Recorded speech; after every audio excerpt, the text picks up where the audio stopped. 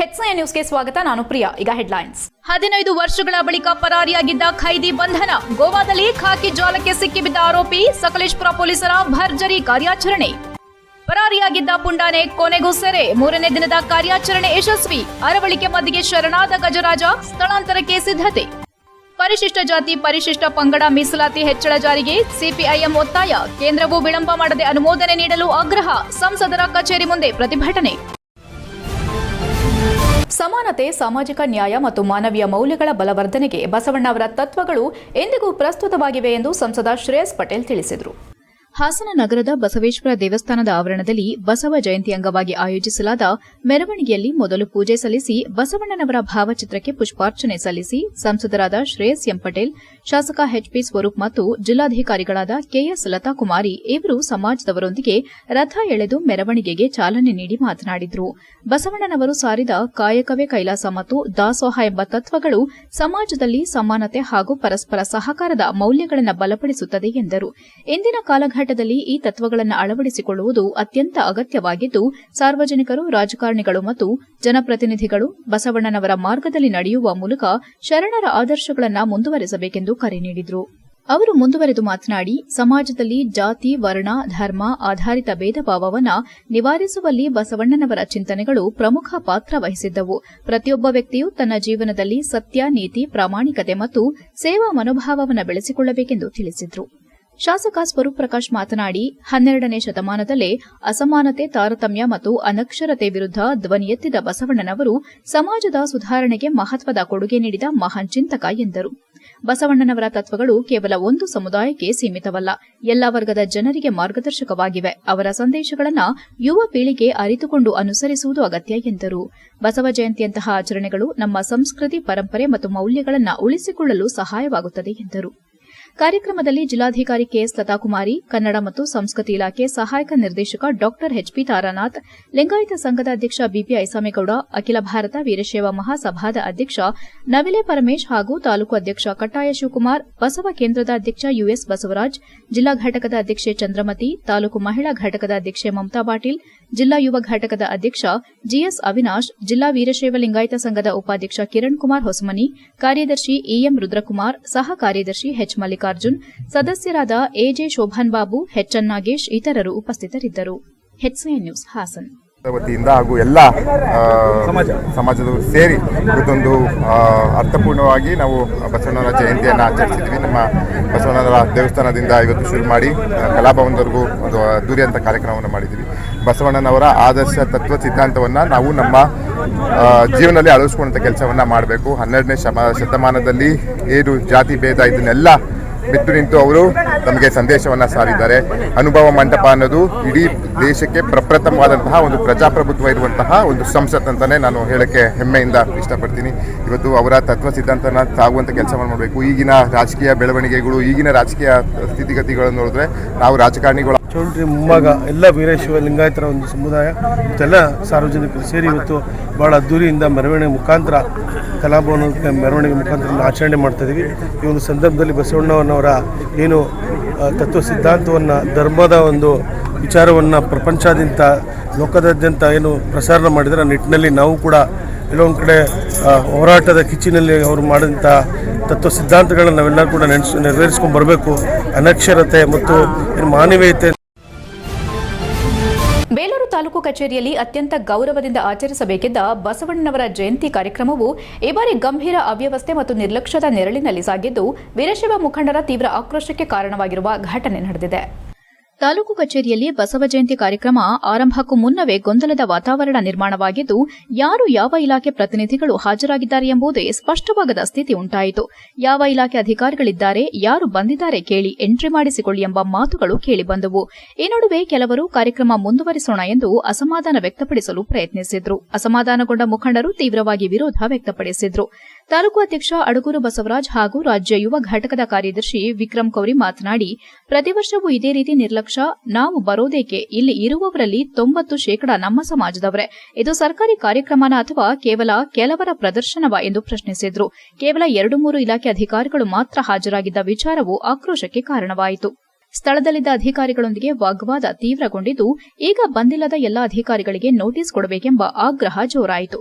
ಈ ವೇಳೆ ಮಹಿಳಾ ಅಧಿಕಾರಿ, ಇದನ್ನು ಗಮನಕ್ಕೆ ತೆಗೆದುಕೊಳ್ಳುತ್ತೇವೆ, ನಾಳೆ ಖಂಡಿತ ನೋಟಿಸ್ ನೀಡುತ್ತೇವೆ ಎಂದು ಸಮಾಧಾನಪಡಿಸಲು ಯತ್ನಿಸಿದ್ರೂ ಅದು ಫಲಕಾರಿಯಾಗಲಿಲ್ಲ. ಇದರಿಂದ ಮತ್ತಷ್ಟು ಆಕ್ರೋಶಗೊಂಡ ಮುಖಂಡರು, ನಾವು ಈ ಸಭೆಯನ್ನ ಬಹಿಷ್ಕರಿಸುತ್ತಿದ್ದೇವೆ, ಇದು ಯಾವುದೇ ತಾರತಮ್ಯ ಅಲ್ಲ, ಆದರೆ ಈ ರೀತಿಯ ಅವಮಾನವನ್ನು ನಾವು ಸಹಿಸುವುದಿಲ್ಲ ಎಂದು ಆಕ್ರೋಶ ವ್ಯಕ್ತಪಡಿಸಿದರು. ಬಸವಣ್ಣನವರ ಜಯಂತಿಗೆ ತಕ್ಕ ಗೌರವ ಸಿಕ್ಕಿಲ್ಲ ಎಂಬುದು ಪ್ರಮುಖ ಆರೋಪವಾಗಿದ್ದು, ಸರ್ಕಾರಿ ಕಾರ್ಯಕ್ರಮಗಳಿಗೆ ಯಾರೂ ಜವಾಬ್ದಾರಿಯಿಂದ ಬರುತ್ತಿಲ್ಲ, ಶಾಸಕರು ಬನ್ನಿ ಎಂದು ಹೇಳಿದ್ರೂ ಇಲ್ಲಿ ಇಂತಹ ಅವ್ಯವಸ್ಥೆ ಇದ್ದರೆ ಹೇಗೆ ಎಂದು ಅಸಮಾಧಾನ ವ್ಯಕ್ತಪಡಿಸಿದ್ರು. ಇದರ ಜೊತೆಗೆ ಅಂಬೇಡ್ಕರ್ ಜಯಂತಿಯಲ್ಲಿಯೂ ನಿರ್ಲಕ್ಷ್ಯ ತೋರಲಾಗಿದೆ ಎಂಬ ಆರೋಪ ಕೇಳಿಬಂದಿತು. ಅಂಬೇಡ್ಕರ್ ಜಯಂತಿಗೂ ಸರಿಯಾದ ಗೌರವ ಕೊಡಲಿಲ್ಲ, ಚೆಂಡು ಹೂವು, ಪ್ಲಾಸ್ಟಿಕ್ ಹೂವು ಹಾಕಿ ಕಾರ್ಯಕ್ರಮ ಮುಗಿಸಿದ್ದಾರೆ, ಇದು ಗೌರವವೇ ಎಂದು ಮತ್ತೊಬ್ಬ ವೀರಶೈವ ಮುಖಂಡರು ಪ್ರಶ್ನಿಸಿದರು. ತಾಲೂಕು ಆಡಳಿತದ ಮೇಲೆ ಯಾವುದೇ ನಿಯಂತ್ರಣವೇ ಇಲ್ಲ, ಕೇಳೋರು ಇಲ್ಲ, ಹೇಳೋರು ಇಲ್ಲ, ಯಾವ ಸಮಾಜಕ್ಕೂ ನ್ಯಾಯ ಇಲ್ಲದ ಪರಿಸ್ಥಿತಿ ನಿರ್ಮಾಣವಾಗಿದೆ ಎಂಬ ಕಟು ಟೀಕೆಗಳು ಕೂಡ ಕೇಳಿಬಂದವು. ಈ ವೇಳೆ ಶಾಸಕ ಎಚ್.ಕೆ. ಸುರೇಶ್ ಅವರು ತೀವ್ರ ಆಕ್ರೋಶ ವ್ಯಕ್ತಪಡಿಸಿ ಮಾತನಾಡುತ್ತಾ, ಬಸವ ಜಯಂತಿ ಆಚರಣೆಯಲ್ಲಿ ನಡೆದ ಅವ್ಯವಸ್ಥೆ ಹಾಗೂ ಅಧಿಕಾರಿಗಳ ನಿರ್ಲಕ್ಷ್ಯವನ್ನ ಕಟುವಾಗಿ ಖಂಡಿಸಿದ್ರು. ಇದು ಜಗಜ್ಯೋತಿ ಬಸವಣ್ಣ ಅವರ 893ನೇ ಜಯಂತಿ ಅಂಗವಾಗಿ ಸಮಾಜದ ಎಲ್ಲ ಮುಖಂಡರುಗಳು ಗೌರವದಿಂದ ಮಾಲಾರ್ಪಣೆ ಮಾಡಿ ತಾಲೂಕು ಕಚೇರಿಯಲ್ಲಿ ಕಾರ್ಯಕ್ರಮ ನಡೆಸೋಣ ಅಂತ ಬಂದಿದ್ದೇವೆ. ಆದರೆ ಇಲ್ಲಿ ಕಂಡ ಪರಿಸ್ಥಿತಿ ಸಂಪೂರ್ಣ ನಿರಾಶಾಜನಕ. ಇದನ್ನು ನೋಡಿ ಸಮಾಜದ ಮುಖಂಡರು ದಿಗ್ಭ್ರಮೆಗೆ ಒಳಗಾಗಿದ್ದಾರೆ ಎಂದು ಹೇಳಿದರು. ಪೂರ್ವಭಾವಿ ಸಭೆಯನ್ನೇ ಕರೆಯದಿರೋದನ್ನು ತೀವ್ರವಾಗಿ ಪ್ರಶ್ನಿಸಿದ ಅವರು, ಸಾಮಾನ್ಯವಾಗಿ ರಾಷ್ಟ್ರೀಯ ಹಬ್ಬಗಳಿಗಿಂತಲೂ ಮುಂಚೆ ಸಭೆ ಕರೆಯೋದು ಪದ್ಧತಿ. ಸಮಾಜದ ಅಧ್ಯಕ್ಷರು, ಮಹಿಳಾ ಹಾಗೂ ಯುವ ಮುಖಂಡರನ್ನು ಆಹ್ವಾನಿಸೋದು ರೂಢಿ. ಆದರೆ ಇಲ್ಲಿ ಯಾವುದೂ ನಡೆದಿಲ್ಲ. ಇದು ಅಧಿಕಾರಿಗಳ ನಿರ್ಲಕ್ಷ್ಯದ ಸ್ಪಷ್ಟ ಉದಾಹರಣೆ ಎಂದು ಆರೋಪಿಸಿದರು. ಏಪ್ರಿಲ್ 14ರಂದು ನಡೆದ ಡಾ ಬಿಆರ್ ಅಂಬೇಡ್ಕರ್ ಜಯಂತಿಗೂ ಸಹ 36 ಇಲಾಖೆ ಅಧಿಕಾರಿಗಳು ಹಾಜರಾಗಿಲ್ಲ. ಬಸವಣ್ಣನವರ ಜಯಂತಿಗೂ ಬರೋದಿಲ್ಲ ಅಂದ್ರೆ ಇನ್ಯಾವ ಹಬ್ಬಗಳಿಗೆ ಬರ್ತಾರೆ ಎಂದು ಪ್ರಶ್ನಿಸಿದರು.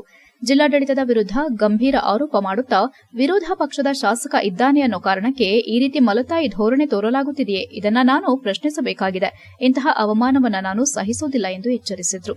ಬಸವಣ್ಣ ಅವರ ತತ್ವಗಳ ಮಹತ್ವವನ್ನು ಒತ್ತಿ ಹೇಳಿದ ಅವರು, ಅನುಭವ ಮಂಟಪದ ಮೂಲಕ ಸಂಸತ್ತಿನ ಆದರ್ಶವನ್ನೇ ದೇಶಕ್ಕೆ ಕೊಟ್ಟ ಮಹಾನ್ ನಾಯಕರ ಜಯಂತಿಯನ್ನ ಈ ರೀತಿ ನಿರ್ಲಕ್ಷ್ಯದಿಂದ ಆಚರಿಸುವುದು ಅತ್ಯಂತ ದುಃಖದ ಸಂಗತಿ ಎಂದು ವಿಷಾದ ವ್ಯಕ್ತಪಡಿಸಿದರು.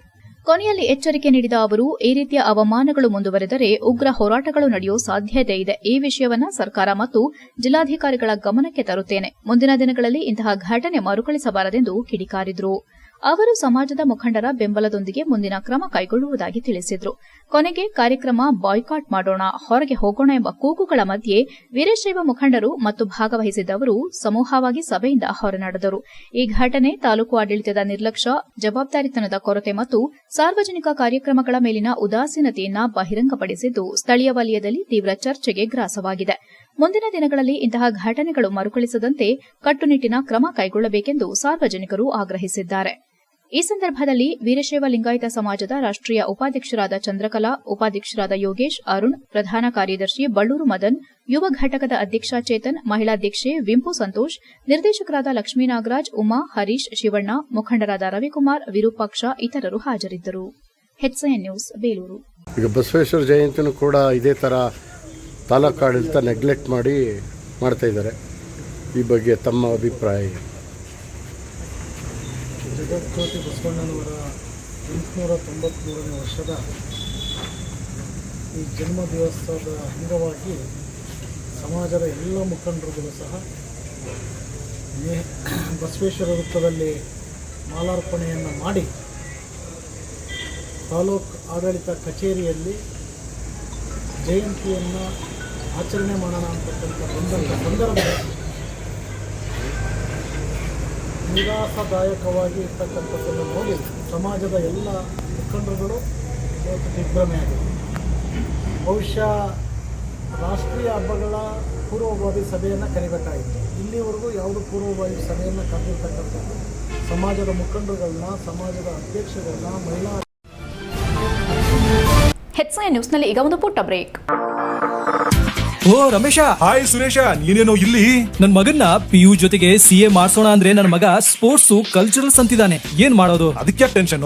ಡೈರೆಕ್ಟ್ ಆಗಿ ಕರ್ಕೊಂಡು ಹೋಗಿ ಪ್ರತಿ ಸಲ 100% ರಿಸಲ್ಟ್ ತಗೋತಿರೋ ನಮ್ಮ ಸೆಂಟ್ರಲ್ ಕಾಮರ್ಸ್ ಕಾಲೇಜ್ಗೆ ಸೇರ್ಸು. ಅಲ್ಲಿ ಪ್ರತಿ ವರ್ಷ ಸ್ಟೇಟ್ ರ್ಯಾಂಕ್ಸ್ ಹಾಗೆ ಜಿಲ್ಲೆಗೆ ಫಸ್ಟ್ ರ್ಯಾಂಕ್ ತಗೊಳ್ಳೋ ಜೊತೆಗೆ CA, CS ಗೆ ಕೋಚಿಂಗ್ ಕೊಟ್ಟು ಒಳ್ಳೆ ರಿಸಲ್ಟ್ ಕೊಡ್ತಿರೋ ಜಿಲ್ಲೆಯ ನಂಬರ್ 1 ಕಾಮರ್ಸ್ ಕಾಲೇಜು. ಅಲ್ಲ, CA ಕೇಳಿದೀನಿ, CS ಅಂದ್ರೆ ಕಂಪನಿ ಸೆಕ್ರೆಟರಿ ಅಂತ. ಅದು CA ತರನೇ ಪ್ರೊಫೆಷನಲ್ ಕೋರ್ಸು. ಇಡೀ ಜಿಲ್ಲೆಯಲ್ಲಿ CS ಗೆ ಕೋಚಿಂಗ್ ಕೊಡ್ತಿರೋದು ಇದೊಂದೇ ಕಾಲೇಜು. ಜೊತೆಗೆ ಜೊತೆಗೆ PU ಡಿಗ್ರಿ ಎಲ್ಲ ಸ್ಟೂಡೆಂಟ್ಸ್ಗೂ advance Excel, SAP, Tally, power BI ತರ ಆಡ್ ಆನ್ ಕೋರ್ಸ್ಗಳು ಇವೆ. ಇಷ್ಟೇ ಅಲ್ಲಪ್ಪ, ಡಿಗ್ರಿ ಸ್ಟೂಡೆಂಟ್ಸ್ಗೆ ಪ್ಲೇಸ್ಮೆಂಟ್ ಟ್ರೈನಿಂಗ್ ಕೊಟ್ಟು ಕ್ಯಾಂಪಸ್ ಇಂಟರ್ವ್ಯೂ ಮಾಡಿಸ್ತಾರೆ. ಮತ್ತೆ ಪ್ರತಿ ವರ್ಷ ಕಾಲೇಜಿನ 50 ರಿಂದ 60 ವಿದ್ಯಾರ್ಥಿಗಳು ಒಳ್ಳೊಳ್ಳೆ ಕಂಪನಿಗೆ ಸೆಲೆಕ್ಟ್ ಆಗ್ತಿದ್ದಾರೆ. ಜೊತೆಗೆ ಸ್ಪೋರ್ಟ್ಸ್ ನಲ್ಲಿ ಈ ಕಾಲೇಜ್ನ ಮಕ್ಕಳು ಸ್ಟೇಟ್ ಮತ್ತೆ ನ್ಯಾಷನಲ್ಸ್ಗೂ ಹೋಗ್ತಾರೆ. ಕಲ್ಚರಲ್ಸ್ಗೆ ಟ್ಯಾಲೆಂಟ್ ಹಂಟ್ ಅಂತ ಹಬ್ಬನೇ ಮಾಡ್ತಾರೆ. ಹಾಗಾದ್ರೆ ಕಾಮರ್ಸ್ ಮಕ್ಕಳಿಗೆ ಬೇಕಿರೋ A to Z ಇದೊಂದೇ ಕಾಲೇಜ್ನಲ್ಲೇ ಸಿಗುತ್ತೆ ಅಂತ ಆಯ್ತು. ಹೌದು, ಹುಡುಗರಿಗೂ ಹುಡುಗಿಯರಿಗೂ ಪ್ರತ್ಯೇಕ ಹಾಸ್ಟೆಲ್ ವ್ಯವಸ್ಥೆ ಕೂಡ ಇದೆ. ಅದೇ ನಮ್ಮ ಸೆಂಟ್ರಲ್ ಕಾಮರ್ಸ್ ಕಾಲೇಜ್. ಪ್ರವೇಶಾತಿಗಾಗಿ ಸಂಪರ್ಕಿಸಿ central commerce PU college, Saibaba temple ಎದುರು, ಸಾಲಗಾಮಿ ರಸ್ತೆ, Hassan. Central commerce degree college, Salagami ರಸ್ತೆ, ಹಾಸನ. ದೂರವಾಣಿ ಸಂಖ್ಯೆ 9916141544 ಮತ್ತು 9902301522.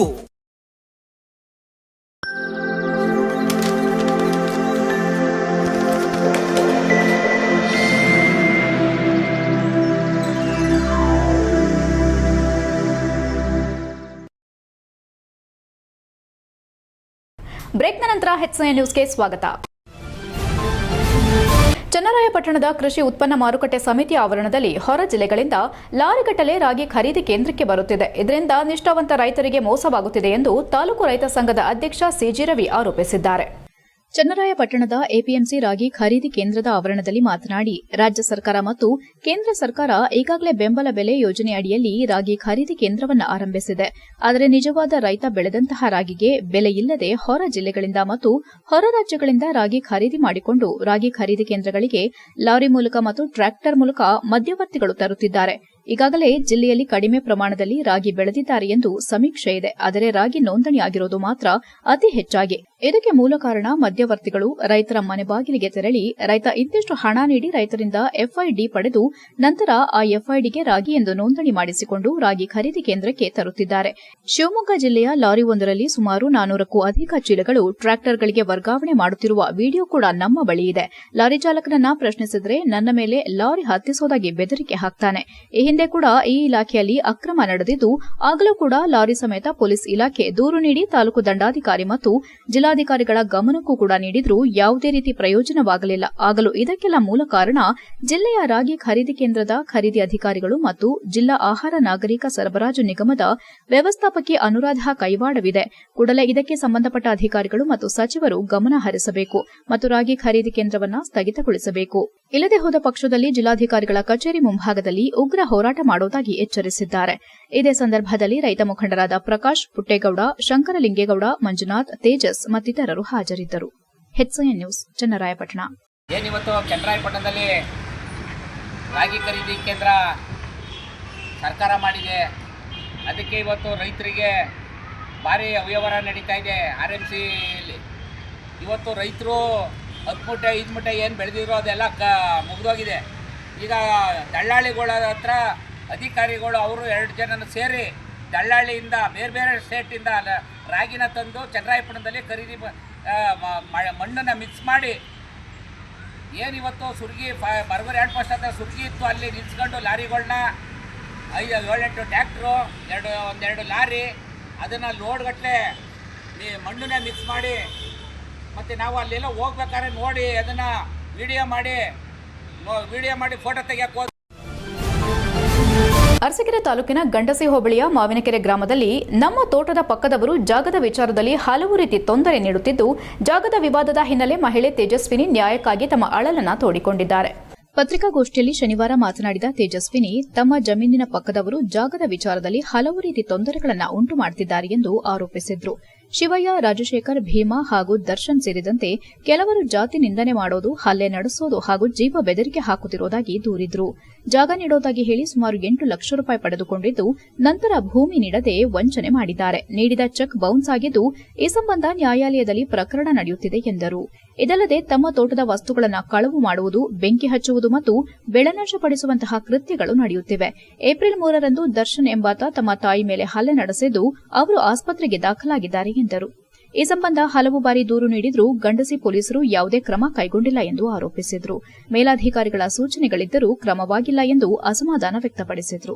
ನಾವು ಯಾವುದೇ ತಪ್ಪು ಮಾಡದಿದ್ರೂ ನಮ್ಮ ಮೇಲೆಯೇ ಸುಳ್ಳು ಆರೋಪಗಳನ್ನು ಮಾಡಲಾಗುತ್ತಿದೆ. ವರ್ಷಗಳಿಂದ ಹೋರಾಡುತ್ತಿದ್ದರೂ ನ್ಯಾಯ ಸಿಗುತ್ತಿಲ್ಲ. ಈಗಲಾದರೂ ಸಂಬಂಧಪಟ್ಟ ಅಧಿಕಾರಿಗಳು ಸೂಕ್ತ ಕ್ರಮ ಕೈಗೊಂಡು ನ್ಯಾಯ ಒದಗಿಸಬೇಕಾಗಿ ಕೋರಿದ್ರು. HCN news, Hassan. ನನ್ನ ಹೆಸರು ತೇಜಸ್ವಿನಿ, ಮಾವಿನಕೆರೆ, ಗಂಡ್ಸಿ ಹೋಬಳಿ, ಅರಸೀಕೆರೆ ತಾಲೂಕು, ಹಾಸನ ಡಿಸ್ಟಿಕ್ಕು. ನಾವು ಮಾವಿನಕೆರೆ ಗ್ರಾಮದಲ್ಲಿ ಒಂದು 60 ವರ್ಷದಿಂದ ವಾಸ ಮಾಡ್ತಿದ್ದೀವಿ. ನಾವು ತೋಟದ ಮನೆಯಲ್ಲಿ ನಾನು ನಮ್ಮ ತಾಯಿ ಇಬ್ಬರೇ ಇರೋದು. ನಮ್ಮ ತಂದೆ ಅಂಗವಿಕಲರಾಗಿದ್ದಾರೆ. ನಮ್ಗೆ ಇದೇ ಥರ ಈಗ ಎರಡನೇ ತಾರೀಕಿಂದ ನಮಗೆ ತುಂಬ ತೊಂದರೆ ಕೊಡ್ತಿದ್ದಾರೆ. ನಮ್ಮ ಹತ್ರ ಹಿಂಗೆ ಜಮೀನು ಕೊಡ್ತೀವಿ ಅಂತ 8 ಲಕ್ಷ ದುಡ್ಡು ಇಸ್ಕೊಂಡಿದ್ರು ಸರ್. ಜಮೀನು ಕೊಡ್ತೀವಿ ಅಂತ ಮತ್ತೆ ರಿಜಿಸ್ಟರ್ ಮಾಡಿಕೊಡ್ರಿ ಅಂದರೆ ನಮ್ಮ ಮಕ್ಕಳು ಒಪ್ತಾ ಇಲ್ಲ ಅಂತ ಚೆಕ್ನೂ ಕೊಟ್ಟಿದ್ರು. ಅದಕ್ಕೆ ಹಿಂಗೆ ಜಗಳ ಬಂದು ಅವ್ರ ಮೇಲೆ ನೀವು ತೋಟನೂ ನಮ್ಮ ಹದ್ಬಸ್ತಿಗೆ ಕೊಟ್ಟಿದ್ರು, ಕಾಯಿ ಎಲ್ಲ ಕೆಡ್ಕೊಳ್ಳಿ, ದನ ಮೇಯಿಸ್ಕೊಳ್ಳಿ ಅಂತ. ಈಗ ನಮ್ಮ ಮಕ್ಕಳು ಸೈನ್ ಆಗ್ತಿಲ್ಲ, ನಾವು ಕೊಡಲ್ಲ ಅಂತ 4 ವರ್ಷದಿಂದ ಹೀಗೆ ಇದು ಮಾಡ್ಕೊಂಡು ಬಂದು ಕೋರ್ಟಿಗೆ ಕೇಸ್ ಹಾಕಿದ್ದೀವಿ ಸರ್. ಚೆಕ್ ಬೌನ್ಸ್ ಆಗಿ ಕೋರ್ಟ್ಗೆ ಹಾಕಿದ್ದೀವಿ. ಕೇಸ್ ವಾಪಸ್ ತಗೊಳ್ಳಿ ಅಂತ ನಮ್ಮ ಅಮ್ಮಂಗೂ ನನಗೂ ಕೊಲೆ ಬೆದರಿಕೆ ಹಾಕಿದ್ರು ಶಿವಯ್ಯ ಅನ್ನೋರು. ಅವರು ನಮ್ಮೂರವರೇ, ಫಾರೆಸ್ಟ್ ಇಲಾಖೆ. ಹೆಚ್ಐ ನ್ಯೂಸ್ನಲ್ಲಿ ಈಗ ಒಂದು ಪುಟ್ಟ ಬ್ರೇಕ್.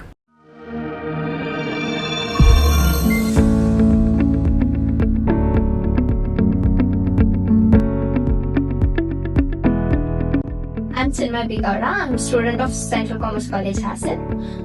ನಾನು ಬೋರ್ಡ್ ಎಕ್ಸಾಮ್ಸ್ ಅಲ್ಲಿ 591 ಸ್ಕೋರ್ ಮಾಡಿದ್ದೀನಿ 600ಗೆ. ಇದೆಲ್ಲದಕ್ಕೂ ಕಾಲೇಜ್ ಎಷ್ಟು ಸಪೋರ್ಟ್ ಮಾಡಿದೆ, ಕಾಲೇಜ್ ನಂಗೆ ತುಂಬಾ ಸಪೋರ್ಟ್ ಮಾಡಿದೆ. Hi everyone, I'm Sarayu from Central Commerce College. I've secured 591, 98.5. I'm so happy with this, but ಇನ್ನೂ ಬರ್ಬೇಕಿತ್ತು. ಸೊ ಬಟ್ ಇದೆಲ್ಲ ಲೆಕ್ಚರರ್ಸ್, ಪೇರೆಂಟ್ಸ್ ಸಪೋರ್ಟ್ ಇಂದಾನೆ ಸಾಧ್ಯ ಆಗಿದ್ದು. ತುಂಬಾನೇ ಸಪೋರ್ಟ್ ಮಾಡಿದ್ದಾರೆ ಕಾಲೇಜಲ್ಲಿ. ಲೈಕ್ ಬರೀ ಸ್ಟಡೀಸ್ ಅಂತ ಅಲ್ಲ, ಕಲ್ಚರಲ್ ಆಗ್ಲಿ ಅಥವಾ ಸ್ಪೋರ್ಟ್ಸ್ ಆಗ್ಲಿ ಎಲ್ಲಾದ್ರಲ್ಲೂ ತುಂಬಾನೇ ಸಪೋರ್ಟ್ ಇದೆ. ಆಪರ್ಚುನಿಟೀಸ್ ಯಾವುದಕ್ಕೂ ಕಡಿಮೆ ಇಲ್ಲ, ಎಲ್ಲದಕ್ಕೂ ಕೊಡ್ತಾರೆ. ಒಳ್ಳೆ ಸ್ಥಾನಕ್ಕೆ ಬೆಳೆಯಕ್ಕೆ ಹೆಲ್ಪ್ ಮಾಡ್ತಾರೆ. I am so grateful for them. ಎಲ್ಲ ಅವ್ರ ಸಪೋರ್ಟ್ ಇಂದಾನೆ ಆಗಿದೆ. Sir Pramod, a student of Central Commerce College. I secured 591 out of 600. To be here, I am very thankful to my lecturers and my parents who supported me to achieve these marks. Thank you for all for supporting me. ನನ್ನ ಹೆಸರು ದೇವಿಕಾ. ನಾನು central commerce ಕಾಲೇಜಲ್ಲಿ 2nd PU ಮುಗಿಸಿದ್ದೀನಿ. ನಾನು ಈಗ 2026 ಅಲ್ಲದು 2nd PU exam ಅಲ್ಲಿ 590 score ಮಾಡಿದ್ದೀನಿ 600ಗೆ. I was expecting still more. Revaluation ಆಗ್ತೀನಿ. ಐ ನೋ ಡೆಫಿನೆಟ್ಲಿ ನಾನು ಅಚೀವ್ ಮಾಡ್ತೀನಿ. ಇನ್ನು ನಾನೇನು ಎಕ್ಸ್ಪೆಕ್ಟ್ ಮಾಡಿದೆ ಅದನ್ನ ಅಂತ. I'm Meganadi, a student of Central Commerce College. I scored 590. ಎಲ್ಲರಿಗೂ ನಮಸ್ಕಾರ. ನಾನು ಮಹೇಶ್, ಸೆಂಟ್ರಲ್ ಕಾಮರ್ಸ್ ಕಾಲೇಜಿನ ಸಂಸ್ಥಾಪಕ. 2025-26 ಸಾಲಿನ ದ್ವಿತೀಯ PUC ಫಲಿತಾಂಶದಲ್ಲಿ ನಮ್ಮ ಕಾಲೇಜು ಮತ್ತೊಮ್ಮೆ 100% ಫಲಿತಾಂಶವನ್ನು ಪಡ್ಕೊಂಡಿದೆ. ಸತತ 9ನೇ ಬಾರಿಗೆ 100% ಫಲಿತಾಂಶವನ್ನು ಪಡೆದು ನಮ್ಮ ಕಾಲೇಜಿನ ವಿದ್ಯಾರ್ಥಿಗಳು ಜಿಲ್ಲೆಯಲ್ಲಿ ಇತಿಹಾಸವನ್ನೇ ಸೃಷ್ಟಿ ಮಾಡಿದ್ದಾರೆ. ಜೊತೆಗೆ ಕಳೆದ 8 ವರ್ಷಗಳ ಫಲಿತಾಂಶಕ್ಕಿಂತ ಈ ವರ್ಷದಲ್ಲಿ ಅತ್ಯುತ್ತಮ ಫಲಿತಾಂಶವನ್ನ ಪಡ್ಕೊಂಡಿದ್ದೇವೆ. ನಮ್ಮ ಕಾಲೇಜಿನ ಯಾವುದೋ ಒಬ್ಬ ಅಥವಾ ಇಬ್ಬರು ವಿದ್ಯಾರ್ಥಿಗಳು ಉತ್ತಮ ಫಲಿತಾಂಶವನ್ನ ಪಡ್ಕೊಂಡಿರೋದಲ್ಲ. ಕಾಲೇಜಿನ ಒಬ್ಬ ಅಥವಾ ಇಬ್ಬರು ವಿದ್ಯಾರ್ಥಿಗಳು ಉತ್ತಮ ಫಲಿತಾಂಶವನ್ನ ಪಡ್ಕೊಂಡು ಉಳಿದ ವಿದ್ಯಾರ್ಥಿಗಳು ಸಾಧಾರಣ ಫಲಿತಾಂಶವನ್ನ ಪಡ್ಕೊಂಡ್ರೆ ಅಥವಾ ಕೆಲವು ವಿದ್ಯಾರ್ಥಿಗಳು ಫೇಲ್ ಆದ್ರೆ ಅದನ್ನ ಉತ್ತಮ ಫಲಿತಾಂಶ ಅಂತ ಆಗ್ಲಿ ಅಥವಾ ಉತ್ತಮ ಗುಣಮಟ್ಟದ ಶಿಕ್ಷಣ ಅಂತ ಆಗ್ಲಿ ಖಂಡಿತ ಹೇಳಲಿಕ್ಕೆ ಬರೋದಿಲ್ಲ. ನಮ್ಮ ಕಾಲೇಜಿನ ವಿಶೇಷತೆ, ಕಾಲೇಜಿನ ಎಲ್ಲ ವಿದ್ಯಾರ್ಥಿಗಳು ಅತ್ಯುತ್ತಮ ಫಲಿತಾಂಶವನ್ನು ಪಡ್ಕೊಂಡಿದ್ದಾರೆ, ಅತ್ಯುತ್ತಮ ಸಾಧನೆಯನ್ನ ಮಾಡಿದ್ದಾರೆ. ಪರೀಕ್ಷೆಗೆ ಹಾಜರಾದ ವಿದ್ಯಾರ್ಥಿಗಳ ಸಂಖ್ಯೆ 178, ಡಿಸ್ಟಿಂಕ್ಷನ್ಸ್ 142, ಎಬೋವ್ 90% 113, ಎಬೋವ್ 95% 63 ವಿದ್ಯಾರ್ಥಿಗಳು ಹಾಗೂ 100 ಔಟ್ ಆಫ್ 100 92 ವಿದ್ಯಾರ್ಥಿಗಳು. ಜೊತೆಗೆ ನಮ್ಮ ಕಾಲೇಜಿನ ಎಲ್ಲ 178 ವಿದ್ಯಾರ್ಥಿಗಳ ಸರಾಸರಿ ಅಂದ್ರೆ ಆವರೇಜ್ ಮಾರ್ಕ್ಸ್ ಅಂದ್ರೆ ಕಾಲೇಜಿನ ಪ್ರತಿಯೊಬ್ಬ ವಿದ್ಯಾರ್ಥಿ ಪಡ್ಕೊಂಡಿರುವಂತಹ ಸರಾಸರಿ ಅಂಕಗಳು 91%. ಇದು ಒಂದು ಕಾಮರ್ಸ್ ಕಾಲೇಜ್ ಸೃಷ್ಟಿ ಮಾಡಿರುವಂತಹ ಒಂದು ಇತಿಹಾಸ ಅಂತಾನೆ ಹೇಳ್ಬೋದು. ಜೊತೆಗೆ ಪರೀಕ್ಷೆಗೆ ಹಾಜರಾದ 178 ವಿದ್ಯಾರ್ಥಿಗಳಲ್ಲಿ 176 ವಿದ್ಯಾರ್ಥಿಗಳ ಫಲಿತಾಂಶ ಅವರ SSLC ಫಲಿತಾಂಶಕ್ಕಿಂತ ಹೆಚ್ಚಾಗಿರುವಂತದ್ದು ಕಾಲೇಜಿನ ಗುಣಮಟ್ಟಕ್ಕೆ ಹಾಗೂ ಕಾಲೇಜು ಪ್ರತಿಯೊಬ್ಬ ವಿದ್ಯಾರ್ಥಿಗೆ ನೀಡುತ್ತಿರುವಂತಹ ಪ್ರಾಮುಖ್ಯತೆಗೆ ಸಾಕ್ಷಿ. ಕಾಲೇಜಿನ ಎಲ್ಲ ವಿದ್ಯಾರ್ಥಿಗಳಿಗೆ ಅಭಿನಂದನೆಗಳನ್ನು ಸಲ್ಲಿಸ್ತಾ ಇದ್ದೇನೆ. Thank you so much.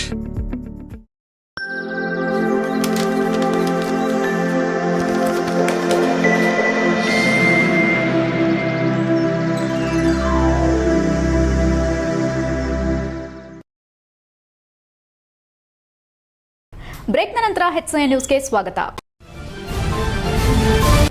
April 14ರಂದು ನಡೆದ ಡಾಕ್ಟರ್ ಬಾಬಾ ಸಾಹೇಬ್ ಅಂಬೇಡ್ಕರ್ ಅವರ 135ನೇ ಜಯಂತಿಯನ್ನ ತಾಲೂಕು ಆಡಳಿತ ಹಾಗೂ ತಹಸೀಲ್ದಾರ್ ಕಚೇರಿ ನಿರ್ಲಕ್ಷ್ಯದಿಂದ ಆಚರಿಸಿದೆ. ಇದು ಕೇವಲ ನಿರ್ಲಕ್ಷ್ಯವಲ್ಲ, ಸಂವಿಧಾನ ಶಿಲ್ಪಿಗೆ ಮಾಡಿದ ಸ್ಪಷ್ಟ ಅವಮಾನವಾಗಿದೆ ಎಂದು ತಾಲೂಕು ಪಂಚಾಯಿತಿ ಮಾಜಿ ಅಧ್ಯಕ್ಷ ಪರ್ವತಯ್ಯ ಆಕ್ರೋಶ ವ್ಯಕ್ತಪಡಿಸಿದರು. ಪತ್ರಿಕಾಗೋಷ್ಠಿಯಲ್ಲಿ ಮಾತನಾಡಿದ ಅವರು, ಪೂರ್ವಭಾವಿ ಸಭೆಯಲ್ಲಿ ಸಾವಿರಾರು ಜನರನ್ನ ಸೇರಿಸಿ ಹೈಸ್ಕೂಲ್ ಮೈದಾನದಲ್ಲಿ ವಿಜೃಂಭಣೆಯಿಂದ ಜಯಂತಿ ಆಚರಿಸಲು ನಿರ್ಧಾರ ಮಾಡಲಾಗಿತ್ತು. ಆದರೆ ಅಧಿಕಾರಿಗಳು ಆ ನಿರ್ಧಾರವನ್ನು ಸಂಪೂರ್ಣವಾಗಿ ನಿರ್ಲಕ್ಷ್ಯ ಮಾಡಿ ಸಮಾಜದ ಅಭಿಪ್ರಾಯವನ್ನ ಕಡೆಗಣಿಸಿದ್ದಾರೆ. ಇದರಿಂದ ಅಂಬೇಡ್ಕರ್ ಅನುಯಾಯಿಗಳ ಭಾವನೆಗೆ ಧಕ್ಕೆಯಾಗಿದೆ ಎಂದು ಆರೋಪಿಸಿದರು. ಈ ಅವಮಾನವನ್ನ ಖಂಡಿಸಿ ತಹಸೀಲ್ದಾರ್ ಕಚೇರಿ ಎದುರು ನಿರಂತರ ಪ್ರತಿಭಟನೆ ನಡೆಸಲಾಗುತ್ತಿದೆ. ಸ್ಥಳೀಯ ಶಾಸಕರು ಜನರ ಮನವಿಗೆ ಸ್ಪಂದಿಸಿ ಹೋರಾಟಕ್ಕೆ ಬೆಂಬಲ ನೀಡಿದ್ದಾರೆ ಎಂದು ಹೇಳಿದರು. ಈ ಕುರಿತು ತಹಸೀಲ್ದಾರ್ ಇದುವರೆಗೂ ಯಾವುದೇ ಸ್ಪಷ್ಟನೆ ನೀಡಿಲ್ಲ. ಹೀಗಾಗಿ ತಕ್ಷಣವೇ ಅವರನ್ನ ಅಮಾನತು ಮಾಡಬೇಕೆಂಬುದು ನಮ್ಮ ಏಕೈಕ ಬೇಡಿಕೆ. ಈ ಹಿನ್ನೆಲೆ ನಾಳೆ ತಾಲೂಕು ಛಲವಾದಿ ಘಟಕದ ನಿಯೋಗವು ಬೆಂಗಳೂರಿಗೆ ತೆರಳಿ ಜಿಲ್ಲಾ ಉಸ್ತುವಾರಿ ಸಚಿವರು ಮತ್ತು ಹಿರಿಯ ಅಧಿಕಾರಿಗಳನ್ನು ಭೇಟಿ ಮಾಡಲಿದೆ. ಅಲ್ಲಿ ನ್ಯಾಯ ದೊರೆಯದಿದ್ದರೆ ಜಿಲ್ಲಾಧಿಕಾರಿ ಕಚೇರಿ ಮುಂದೆ ಶಾಮಿಯಾನ ಹಾಕಿ ಉಗ್ರ ಹೋರಾಟ ಆರಂಭಿಸಲಾಗುವುದೆಂದು ಎಚ್ಚರಿಸಿದರು. ಪುರಸಭಾ ಮಾಜಿ ಸದಸ್ಯ ಮಂಜುನಾಥ್ ಬಿಎಸ್ ಮಾತನಾಡಿ, ಆಹ್ವಾನವಿಲ್ಲದೆ ಸಫಾಯಿ ಕರ್ಮಚಾರಿ ಆಯೋಗದ ಮಾಜಿ ಅಧ್ಯಕ್ಷ ಎಂಆರ್ ವೆಂಕಟೇಶ್ ಪ್ರತಿಭಟನಾ ಸ್ಥಳಕ್ಕೆ ಬಂದು ಗೊಂದಲ ಸೃಷ್ಟಿಸಿದ್ದಾರೆ ಎಂದು ಆರೋಪಿಸಿದರು. ಅವರು ಸಮಯ ಸಾಧಕ ರಾಜಕಾರಣಿಯಾಗಿದ್ದು ಸಮಾಜದ ಯುವಕರನ್ನ ಬಳಸಿಕೊಂಡು ರಾಜಕೀಯ ಲಾಭಕ್ಕಾಗಿ ಹೋರಾಟವನ್ನು ದಿಕ್ಕು ತಪ್ಪಿಸುವ ಯತ್ನ ಮಾಡುತ್ತಿದ್ದಾರೆ. ಸ್ಥಳೀಯ ಶಾಸಕರ ವಿರುದ್ಧ ರಾಜಕೀಯ ವೈಷಮ್ಯದಿಂದಲೇ ಮಾಜಿ ಶಾಸಕ ಶಿವರಾಂ ಪ್ರೇರಣೆಯಿಂದ ಈ ಹಸ್ತಕ್ಷೇಪ ನಡೆದಿದೆ ಎಂಬುದು ನಮ್ಮ ಗಂಭೀರ ಆರೋಪ ಎಂದರು. ಇಂತಹ ಸಂದರ್ಭ ಸಾಧಕ ರಾಜಕಾರಣಿಗಳಿಗೆ ಯುವಕರು ಬಲಿಯಾಗಬಾರದು, ಸ್ವಾಭಿಮಾನದಿಂದ ಬದುಕಿ ಒಗ್ಗಟ್ಟಿನಿಂದ ಮುಂದೆ ಸಾಗಬೇಕೆಂದು ಮನವಿ ಮಾಡಿದ್ರು. ಈ ಸಂದರ್ಭದಲ್ಲಿ ಮುಖಂಡರಾದ ಮಹೇಶ್ವರಪ್ಪ, ಡಿಎಸ್ಎಸ್ ತಾಲೂಕು ಸಂಚಾಲಕ ಸಿದ್ದರಾಜು, ಛಲವಾದಿ ಉಪಾಧ್ಯಕ್ಷ ಶಿವಪ್ಪ ಉಪಸ್ಥಿತರಿದ್ದರು. HCI news Belur. ಪತ್ರಿಕಾ ಕಚೇರಿ ಬಂದಿರುವ ಉದ್ದೇಶ ತಮ್ಮೆಲ್ಲರಿಗೂ ತಿಳಿದಂತೆ ಏನು 14ನೇ ತಾರೀಕು ಬಾಬಾ ಸಾಹೇಬ್ ಅಂಬೇಡ್ಕರ್ ಅವರ 135ನೇ ಜಯಂತಿಯನ್ನು ಸಂಭ್ರಮದಿಂದ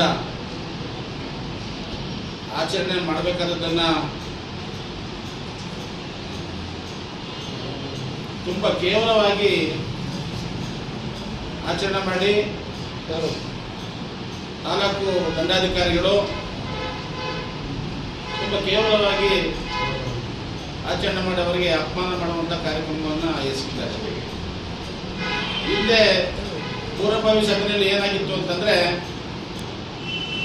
ತಾವೆಲ್ಲರೂ ಇದ್ದಂತೆ ಕಚೇರಿಯಲ್ಲಿ ಆಚರಣೆ ಮಾಡಬೇಕು, ಸಮಾಜದ ಮತ್ತು ಬಾಬಾ ಸಾಹೇಬ್ ಅಂಬೇಡ್ಕರ್ ಅವರ ಅನುಯಾಯಿಗಳು ಎಲ್ಲರೂ ಸೇರಿ ಹೈಸ್ಕೂಲ್ ಫೀಲ್ಡ್ನಲ್ಲಿ ಸುಮಾರು 10,000ಕ್ಕಿಂತ ಹೆಚ್ಚು ಮೀರಾಗಿ ಜನಗಳನ್ನ ಸೇರಿಸಿ ಮಾಡಬೇಕಂತ ತೀರ್ಮಾನ ಆಗಿತ್ತು. ಆ ಸಭೆಯಲ್ಲಿ ಮಾತನಾಡುವಾಗ ನಾನು ಸಹ ಏನು ಹೇಳಿದ್ದೆ ಅಂದರೆ, ಅನುಭವ ಮಂಟಪದ ಮೂಲಕ ಪ್ರಪಂಚಕ್ಕೆ ಪ್ರಜಾಪ್ರಭುತ್ವ ವ್ಯವಸ್ಥೆಯ ಪರಿಕಲ್ಪನೆಯನ್ನು ಕೊಟ್ಟವರು ವಿಶ್ವಗುರು ಜಗಜ್ಯೋತಿ ಬಸವಣ್ಣನವರು ಎಂದು ಶಾಸಕ ಸಿಮೆಂಟ್ ಮಂಜುನಾಥ್ ಹೇಳಿದರು. ಸೋಮವಾರ ರಾಷ್ಟ್ರೀಯ ಹಬ್ಬಗಳ ಆಚರಣಾ ಸಮಿತಿ ವತಿಯಿಂದ ಸಕಲೇಶಪುರ ಪಟ್ಟಣದ ಆಡಳಿತ ಸೌಧದ ಮುಂಭಾಗದಲ್ಲಿ ಆಚರಿಸಲಾದ ವಿಶ್ವಗುರು ಬಸವಣ್ಣ ಅವರ ಜಯಂತಿ ಕಾರ್ಯಕ್ರಮವನ್ನು ಉದ್ಘಾಟಿಸಿ ಮಾತನಾಡಿದ ಅವರು, 900 ವರ್ಷಗಳ ಹಿಂದೆ ಜನ್ಮ ತಾಳಿದ ಬಸವಣ್ಣನವರು ಈ ದೇಶದಲ್ಲಿ ಜಾತಿ ವ್ಯವಸ್ಥೆಯ ವಿರುದ್ಧ ತಮ್ಮ ವಚನಗಳ ಮೂಲಕ ಸಮಾನತೆಯ ಸಂದೇಶವನ್ನು ಸಾರಿದ ದಾರ್ಶನಿಕ ಬಸವಣ್ಣನವರು ಅವರ ಆದರ್ಶಗಳನ್ನು ನಾವೆಲ್ಲರೂ ಪಾಲಿಸಿದಾಗ ಸಮಾಜ ಶಾಂತಿಯುತವಾಗಲು ಸಾಧ್ಯ ಎಂದರು. ರಾಷ್ಟ್ರೀಯ ಹಬ್ಬಗಳ ಆಚರಣಾ ಸಮಿತಿಯಿಂದ ಆಚರಿಸಲಾಗುವ ಕಾರ್ಯಕ್ರಮಗಳಿಗೆ ಸರ್ಕಾರಿ ಅಧಿಕಾರಿಗಳು ಗೈರು ಹಾಜರಾಗುತ್ತಿರುವುದು ನನ್ನ ಗಮನಕ್ಕೆ ಬಂದಿದ್ದು, ಅಂತಹವರ ವಿರುದ್ಧ ಮುಂದಿನ ದಿನಗಳಲ್ಲಿ ಶಿಸ್ತು ಕ್ರಮ ಕೈಗೊಳ್ಳಲಾಗುವುದು ಎಂದರು. ಏಪ್ರಿಲ್ 14ರಂದು ನಡೆದ ಡಾ ಬಿಆರ್ ಅಂಬೇಡ್ಕರ್ ಅವರ ಜನ್ಮ ದಿನಾಚರಣೆ ಸಂದರ್ಭದಲ್ಲಿ ತಾಲೂಕು ಆಡಳಿತ ಸರ್ಕಾರಿ ನಿಯಮಗಳನ್ನು ಗಾಳಿಗೆ ತೂರಿ ಆಚರಿಸಿರುವುದು ಕೂಡ ಗಮನಕ್ಕೆ ಬಂದಿದ್ದು, ಇಂತಹವುಗಳನ್ನು ಸಹಿಸೋದಿಲ್ಲ ಎಂದು ಎಚ್ಚರಿಸಿದರು.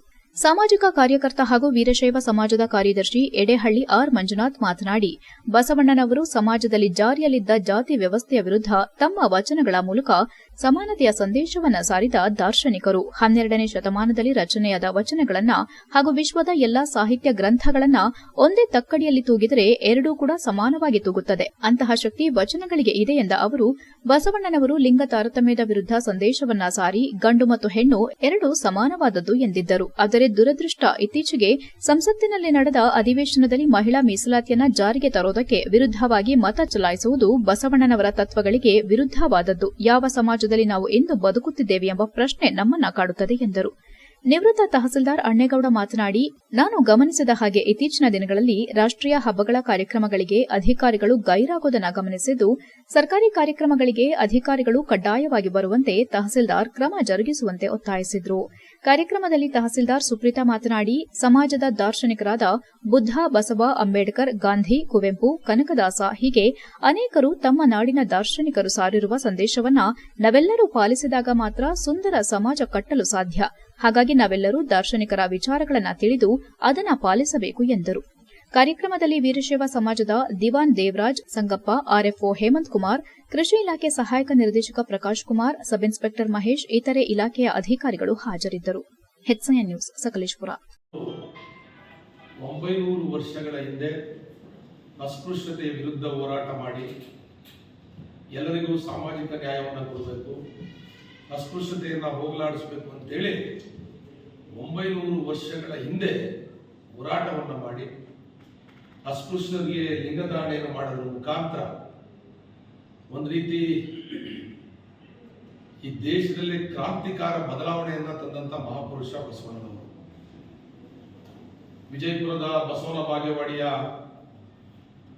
ಮಾದರಸ ಮತ್ತು ಮೊದಲಾಂಬಿಕೆ ಅಂತಕ್ಕಂಥ ಕುಟುಂಬದಲ್ಲಿ ಹುಟ್ಟಿ ಇವತ್ತಿಡೀ ಪ್ರಪಂಚದಲ್ಲಿ ಅವರ ವಚನವನ್ನ ಕೇಳ್ತಾರೆ. ಆ ವಚನದಲ್ಲಿ ಎಷ್ಟು ಅರ್ಥ ಇದೆ ಅಂತ ಹೇಳಿದ್ರೆ ಆ ವಚನಗಳನ್ನ ಓದಬೇಕು. ಮೊದಲನೇದಾಗಿ ಬಸವ ಜಯಂತಿಯ ಶುಭಾಶಯಗಳು. ಎರಡನೇದಾಗಿ ನಾನು ಎಲ್ಲ ಈ ಥರ ಜಯಂತಿ ಕಾರ್ಯಕ್ರಮಗಳಲ್ಲಿ ಒಂದು ಮಾತು ರಿಪೀಟೆಡ್ ಆಗಿ ಹೇಳ್ತೀನಿ, ಈಗ ಅದನ್ನೇ ಹೇಳಕ್ಕೆ ಇಷ್ಟಪಡ್ತೀನಿ. 12ನೇ ಶತಮಾನದ ಬಸವಣ್ಣನವರಾಗಿರ್ಬೋದು, ಅಥವಾ ಕನಕದಾಸರಾಗಿರ್ಬೋದು, ಅಥವಾ ಅಂಬೇಡ್ಕರ್ ಆಗಿರ್ಬೋದು, ಗಾಂಧಿ ಆಗಿರ್ಬೋದು, ಕುವೆಂಪು ಆಗಿರ್ಬೋದು, ಯಾರೇ ಆಗಿರ್ಬೋದು, ಅಥವಾ ವೆಸ್ಟರ್ನ್ ಫಿಲಾಸಫರ್ಸ್ ಅಂತ ನಾವೇನು ಹೇಳ್ತೀವಿ, ಟಾಲ್ಸ್ಟಾಯ್ ಆಗಿರ್ಬೋದು, ಎಲ್ಲರೂ ಸಿದ್ಧ ಪುರುಷರು ಒಂದೇ ಮಾತು ಹೇಳಿದ್ದಾರೆ, ಬಟ್ ಪದಗಳು ಬೇರೆ ಬೇರೆ ಅಷ್ಟೇ. ಈಗ ಬಸವಣ್ಣನ ಏನು ಹೇಳ್ತಾರೆ ಅಂತಂದರೆ, ದಯವೇ ಧರ್ಮದ ಮೂಲವಯ್ಯ. ನೀವು ಧರ್ಮ ಯಾವುದು ಅಂತಂದರೆ ದಯೆ ಇರೋದು ಯಾವ್ದು ಹೇಳ್ತಾರೆ ಅದೇ ಧರ್ಮ ಅಂತ. ಎಲ್ಲ ಮನುಷ್ಯರಿಗೂ ಈ ಗುಣ ಇರಬೇಕು, ದಯೆ ಇರಬೇಕು. ಅಂಬೇಡ್ಕರ್ ಆಗಿರ್ಬೋದು, ಅವರು ಅದನ್ನೇ ಹೇಳ್ತಾರೆ, ಬೇರೆ ವಿಧದಲ್ಲಿ ಹೇಳ್ತಾರೆ ಅಷ್ಟೇ. ನಾನು ಯಾವುದೇ ಪುತ್ಥಳಿಗಳಲ್ಲಿಲ್ಲ, ಪ್ರತಿಮೆಗಳಲ್ಲಿಲ್ಲ, ನಾನಿರುವುದು ಪುಸ್ತಕದಲ್ಲಿ, ನನ್ನನ್ನು ಪೂಜಿಸಬೇಡಿ, ದಯವಿಟ್ಟು ನಾನು ಓದಿ ಅಂತ ಹೇಳ್ತಾರೆ ಅಂಬೇಡ್ಕರ್. ಅಂದರೆ ಅರಿವೇ ಗುರು, ಅದು ನೀನೊಬ್ಬ ಹೇಳಿ. ಹೆಚ್ಐಎನ್ ನ್ಯೂಸ್ನಲ್ಲಿ ಈಗ ಒಂದು ಪುಟ್ಟ ಬ್ರೇಕ್. ಹಾಸನದಲ್ಲಿ 28 ವರ್ಷಗಳಿಂದ ಜನತೆಗೆ ಅತ್ಯುತ್ತಮವಾದ ವೈದ್ಯಕೀಯ ಸೇವೆಯನ್ನು ನೀಡುತ್ತಿರುವ Hemavathi multi speciality hospital Hassan. ನಮ್ಮಲ್ಲಿ ದಿನದ 24 ಗಂಟೆಯೂ ಆಕ್ಸಿಡೆಂಟಲ್ ಇಂಜುರೀಸ್ ಮತ್ತು ಎಮರ್ಜೆನ್ಸಿ ಸರ್ವಿಸ್ಗಳನ್ನು ಹೊಂದಿದೆ.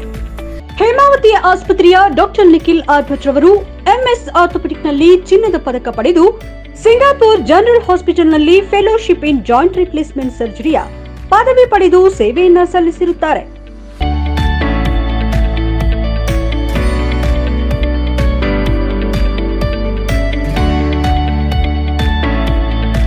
ನಮ್ಮಲ್ಲಿ ಆಂಬ್ಯುಲೆನ್ಸ್ ಸೇವೆಯೂ ಲಭ್ಯ. ಇನ್ನೇಕೆ ತಡ? ನೀವು ಯಾವುದೇ ಮೂಳೆ ಸಮಸ್ಯೆ ಹೊಂದಿದರೆ ಹಿಂದೆ ಭೇಟಿ ನೀಡಿ. ಹೇಮಾವತಿ ಮಲ್ಟಿ ಸ್ಪೆಷಾಲಿಟಿ ಹಾಸ್ಪಿಟಲ್, ಉತ್ತರ ಬಡಾವಣೆ, ಹಾಸನ. ಬ್ರೇಕ್ನ ನಂತರ ಹೆಚ್ಐಎನ್ ನ್ಯೂಸ್ಗೆ ಸ್ವಾಗತ. ಕರ್ನಾಟಕ ಕಾರ್ಯನಿರತ ಪತ್ರಕರ್ತರ ಸಂಘದ ರಾಜ್ಯ ಉಪಾಧ್ಯಕ್ಷ ಹಾಗೂ ಹಿರಿಯ ಪತ್ರಕರ್ತ ಎಚ್.ಬಿ. ಮದನಗೌಡರ ಹುಟ್ಟುಹಬ್ಬವನ್ನು ಭಾನುವಾರ ನಗರದಲ್ಲಿ ಸಂಭ್ರಮ ಮತ್ತು ಸಡಗರದಿಂದ ಕಾರ್ಯನಿರತ ಪತ್ರಕರ್ತರ ಸಂಘದಲ್ಲಿ ಆಚರಿಸಲಾಯಿತು. ಹಾಸನ ಜಿಲ್ಲಾ ಕಾರ್ಯನಿರತ ಪತ್ರಕರ್ತರ ಸಂಘದ ಕಚೇರಿಯಲ್ಲಿ ಕೇಕ್ ಕತ್ತರಿಸುವ ಮೂಲಕ ಕಾರ್ಯಕ್ರಮಕ್ಕೆ ಚಾಲನೆ ನೀಡಲಾಯಿತು.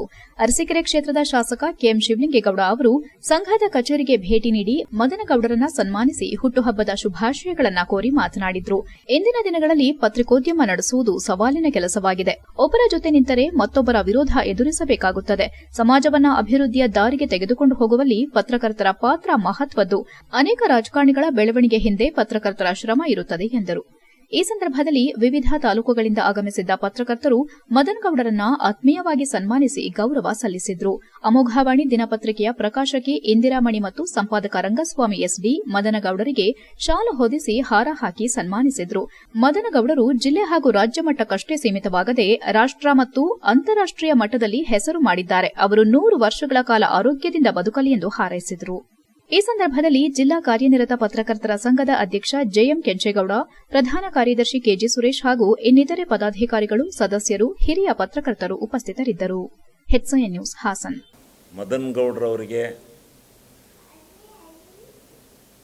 ಹುಟ್ಟುಹಬ್ಬದ ಆರ್ಥಿಕ ಶುಭಾಶಯಗಳನ್ನು ತಿಳಿಸಲಿಕ್ಕೆ ಬಂದಿದ್ದೇವೆ. ಅವರಿಗೆ ಭಗವಂತ 100 ವರ್ಷಗಳ ಸುದೀರ್ಘವಾದಂಥ, ಇನ್ನೂ ಹೆಚ್ಚಿಗೆನೂ ಕೊಡಲಿ, 100 ವರ್ಷಗಳ ಸುದೀರ್ಘವಾಗಿ ಬಾಳಲಿ ಅವರು ಅಂತೇಳಿ ಈ ಸಂದರ್ಭದಲ್ಲಿ ನಾನು ಅವರಿಗೆ ಆರ್ಥಿಕವಾದಂಥ ಶುಭಾಶಯಗಳನ್ನು ಕೋರ್ತಾ, ಮದನ್ ಗೌಡರು, ಕೆಂಚೇಗೌಡರು ಇಲ್ಲಿ ಮೊದಲು ಜನತಾ ಮಾಧ್ಯಮ ಪತ್ರಿಕೆ ಪ್ರಾರಂಭ ಆಯಿತು.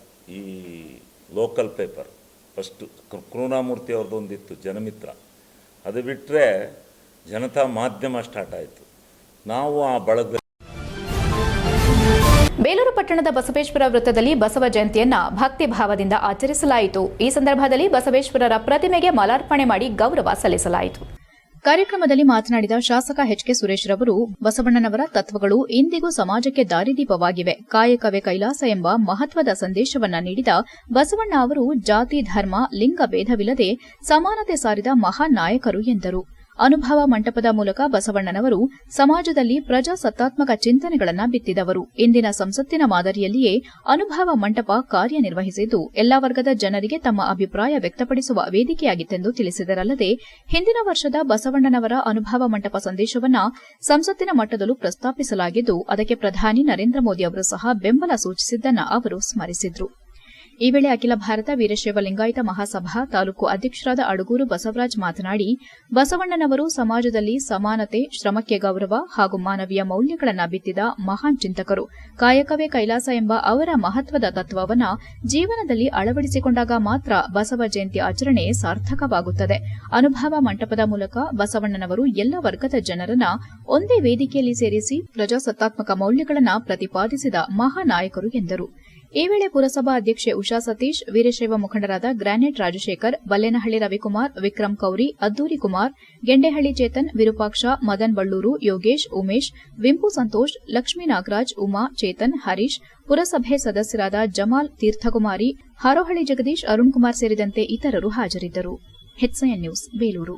ಒಂದು ಜಯಂತಿಯನ್ನ ಇಡೀ ರಾಜ್ಯಾದ್ಯಂತ, ದೇಶಾದ್ಯಂತ ಕಳೆದ ವರ್ಷ ಪಾರ್ಲಿಮೆಂಟಲ್ಲೂ ಸಹ ಈ ಒಂದು ಬಸವಣ್ಣನವರ ಅನುಭವ ಮಂಟಪದ ಸಂದೇಶವನ್ನು ಕೊಟ್ಟಂತಹ ನಮ್ಮ ರಾಜ್ಯದ ನಮ್ಮ ವಿ ಸೋಮಣ್ಣವರು ಕೊಟ್ಟಂಥದ್ದು ಸನ್ಮಾನ್ಯ ನರೇಂದ್ರ ಮೋದಿಯವರು ಇದಕ್ಕೆ ಅಂಕಿತವನ್ನು ಹಾಕಿದಂತಹ ಸಂದೇಶ ನಮಗೆಲ್ಲ ಬಂದಿದೆ.